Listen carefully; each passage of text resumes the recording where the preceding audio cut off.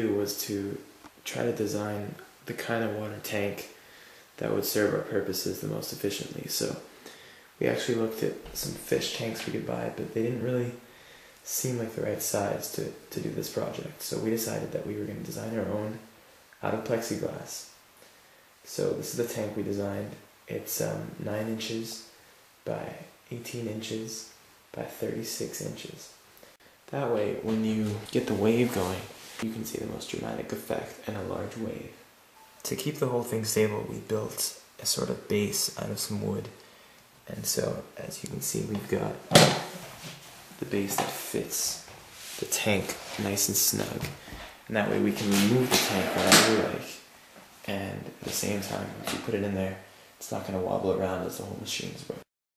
We needed to create a system to create waves as seen in nature in a way that you had a steady system so that each wave would be the same amplitude as the previous one. That would enable scientifically accurate testing, because if we were to do this by hand and just, push the water around, the waves wouldn't be the same, and it could definitely affect our results. After a lot of thought and design and some trial and error, we decided that our system would involve a motor, a 36 volt DC motor,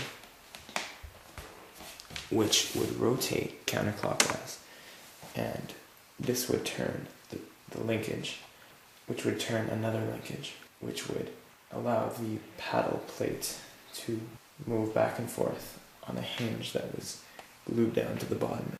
This would enable the creation of a steady wave. After trying out with a 24 volt transformer, we decided that 36 would be the best because the motor could accommodate that maximum. Finding a 36 volt transformer was impossible. So we got ourselves a 72 volt, and it was AC, and we had an electrician divide it up so that it outputted 36. And then it would go through an AC-DC converter right here so that the output would be in the form of DC, compatible with the motor that we had. To allow even more control, we installed a potentiometer, which is shown right over here, and it's pretty much a dial, so you can turn that and it'll control the output that you get. So let's turn it on and see how it works.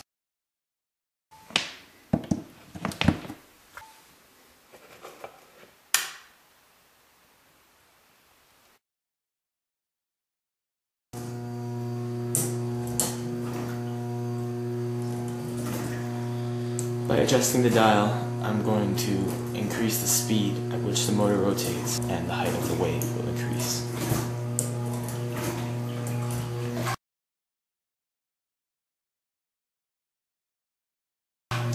As you can see, we have a very dramatic wave here.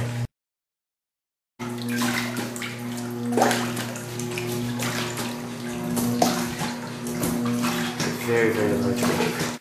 As the wave goes, you can see that the fan is spinning with the wave. This happens because the wave rises and it compresses air inside this bottom.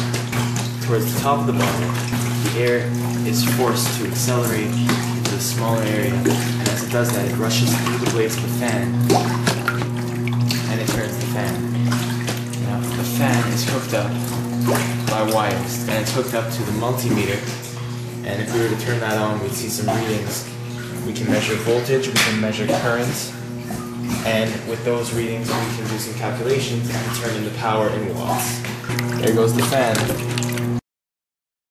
The entire energy generation apparatus over here, which consists of the bottle and the fan and the wires, is all completely detachable and adjustable because it's held on by these clamps.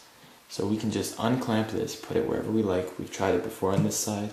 Similar results. We can lower it, raise it. Many challenges still lie ahead, and there are going to be a lot of things to overcome. We've still got to find a way to maximize the efficiency of our generation. We've thought about adding a second bottle identical to the first and setting it up right beside it, and that way will hopefully be doubling our power output.